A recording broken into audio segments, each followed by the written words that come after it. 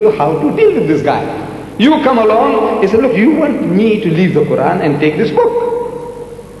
That's the purpose of the Christian. If you are a missionary, you have them by the thousands going and knocking doors. You know that?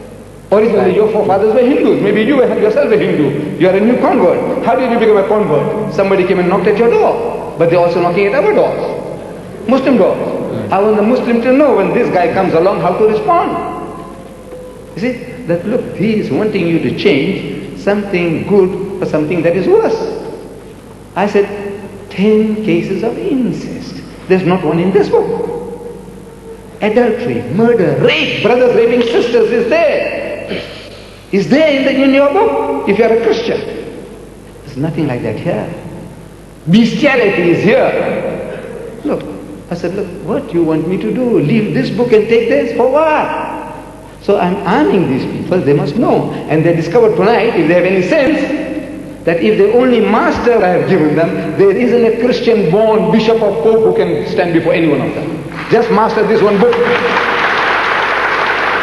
Any Muslim masters this one book, there isn't a Christian born who can stand before them. But the trouble is, they're too damn lazy. That's the trouble. That's the purpose of this. That's the purpose of this exercise. Can I ask one more? Yeah. Can I ask one more? You have one more? Yes. And by you having this meetings, what is the fruit? What fruit did you get out of it? I mean, hang on. I'm not talking about bananas and apples and all. They may be thinking that because, as you told, they are a bit carnal-minded. You see. I mean, what results did you really get out of it? By this I mean, how many Christians came to you and said, Ahmed did that, Mr. Ahmed did it, now I want to put down Christianity and I want to take up Islam because I've seen the truth in it. Things like that. Yes. We have converted, since we started the works, more than 6,500 people. Hindus,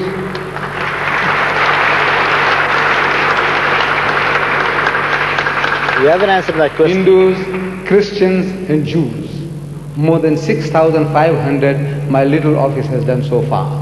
Now, I want each and every Muslim to get involved. Every Muslim should be doing the job.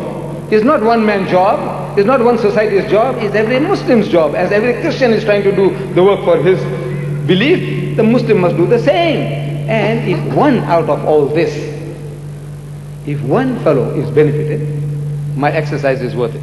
If I have saved one Muslim from falling into the mess, being tantalized for a Christian wife or some money or want to take revenge on his parents, he wants to become a Christian if he sees this, and it works.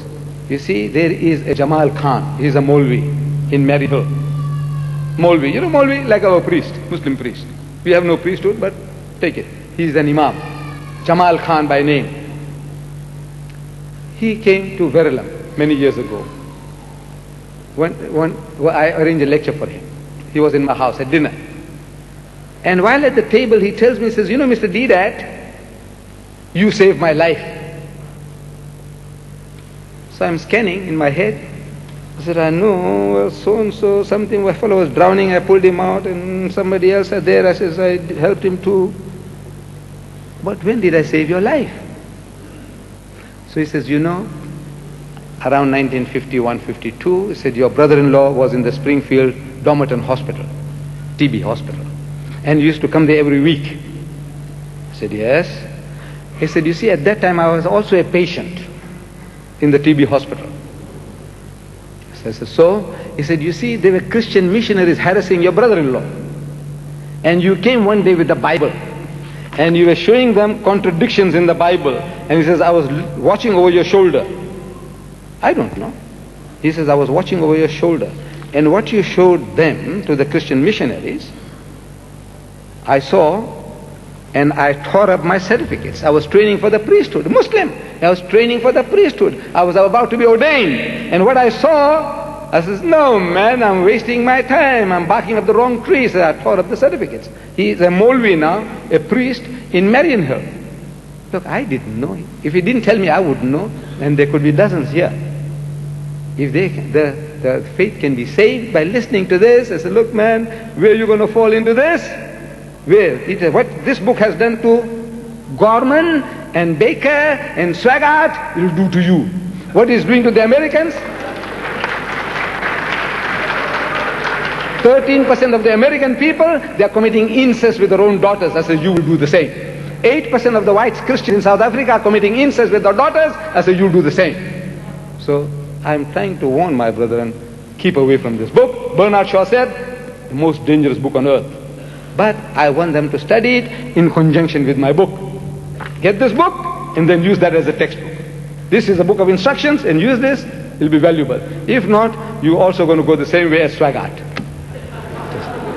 In conclusion. I'm afraid we've had two questions. I think we must give up the last one. The last one.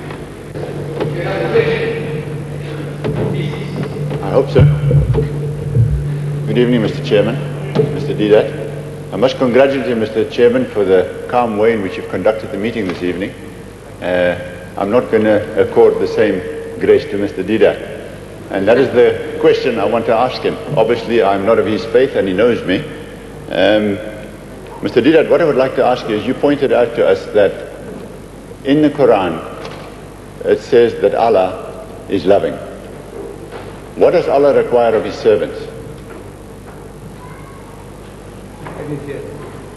What does Allah require of his servants? If he is a loving being, what does he require of his servants? What he requires from us, from all, is to believe in him and follow his commandments. For this is the whole duty of man. Listen to God, believe in God, and keep his commandments. This is what he requires of you. You do that, he loves you, and he will reward you. You disobey, you pay the price.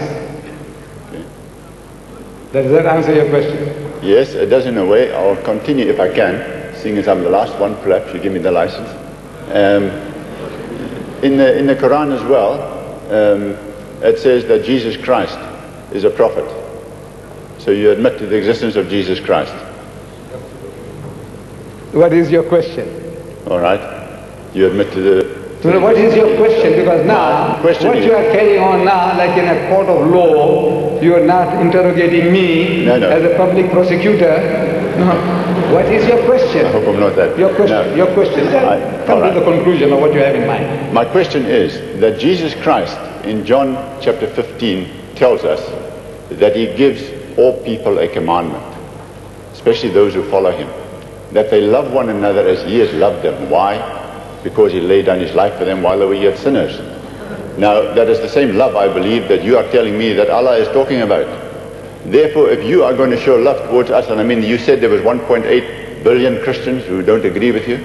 If you were going to show that same love towards us, who are not of the same persuasion of you, why are you antagonistic? Why don't you show that characteristic of love towards these people, hoping to convince them of their error? Jesus Christ is described to be the most loving person on earth. He is supposed to be the Lamb of God, meek and humble. Well, listen to him. You generation of vipers, you brood of snakes, you hypocrites, you wicked and adulterous generation, you fools, you whited sepulchres. You tell me. Who was he talking about?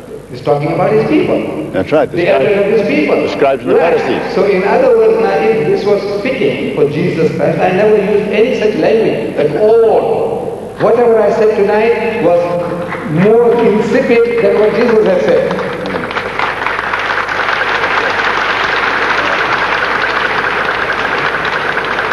And despite the stupendous contrast between the language used by Jesus and me, you still say Jesus is the meek, humble Lamb of God. You still say that.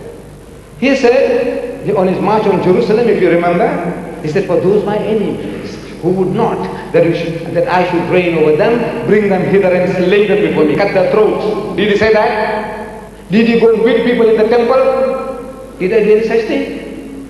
Look, I'm only speaking, I'm trying to reason. And it's a natural thing that if the thing goes against the grain, it makes a noise. The tongue. It's going against the grain.